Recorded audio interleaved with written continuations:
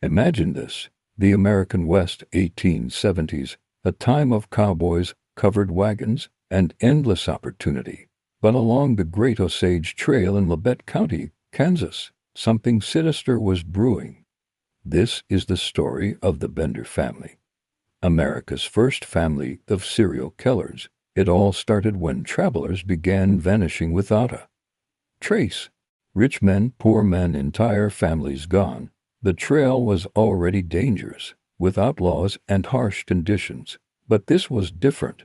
The disappearances were all happening in one specific area, near a small, isolated inn run by a peculiar family of German immigrants. The Benders. There was Pa, a hulking man with a thick accent and a piercing stare. Ma, his wife, was said to be a she-devil by the locals, often seen muttering to herself in the garden. Then there were the children, John, Jadot, and Kate. John was a handsome but quiet man, while Kate was the star of the show. She claimed to be a psychic, a spiritual healer who could contact the dead. Her captivating personality drew people in, making her the public face of the Bender enterprise. Their inn was a simple one-room cabin, divided by a large canvas curtain. This curtain was the key to their gruesome operation.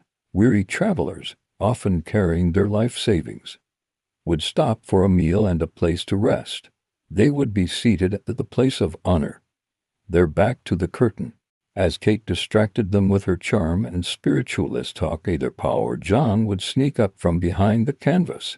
With a swift, brutal blow from a hammer, the unsuspecting guest would be killed. The body would then be dropped through a trapdoor hidden beneath their chair, leading directly to a dirt cellar. Down there, the victim would be stripped of their valuables and buried in the dead of night. Sometimes, if the hammer blow wasn't fatal, their throat would be slit to finish the job. The Benders were ruthlessly efficient.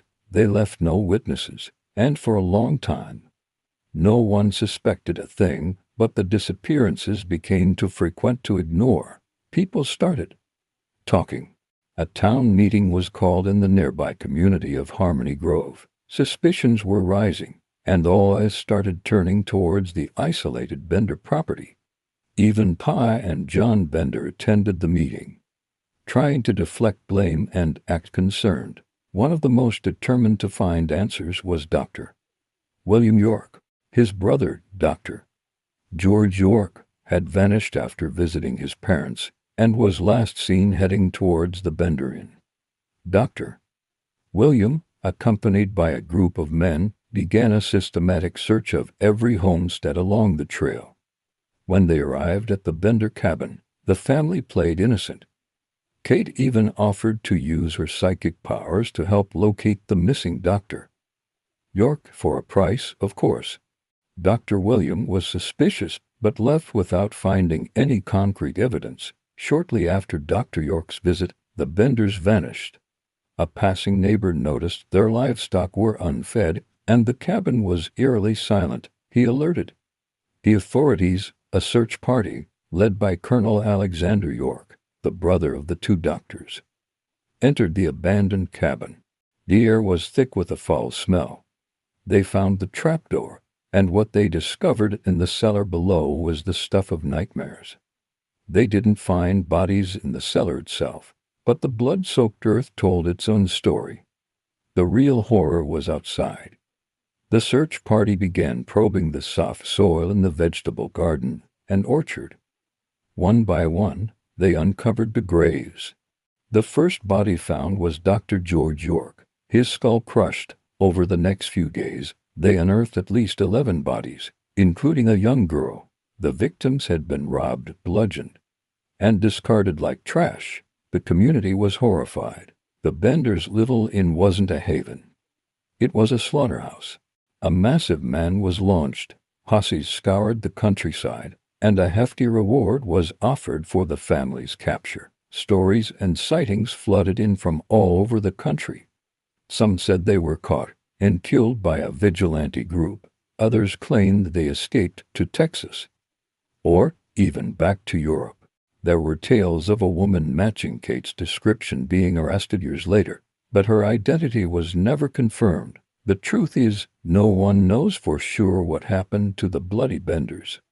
They simply disappeared, fading into the mists of history and legend, leaving behind a legacy of terror on the American frontier. Their cabin became a gruesome tourist attraction before it was eventually dismantled and sold off piece by piece as morbid souvenirs. The story of the Bender family serves as a chilling reminder that evil can hide in the most ordinary of places. A welcoming smile, a warm meal, and a place to rest could be a death trap. They weren't monsters from a fairy tale. They were a family working together in a conspiracy of murder and greed. Their tale has been told and retold for over 150 years. A dark chapter in the story of the Wild West that continues to fascinate and horrify us to this day. What do you think happened to them? Let me know in the comments below. Thanks for watching. If you enjoyed this dive into one of history's darkest mysteries, be sure to hit that like button and subscribe for more true crime stories. See you next time.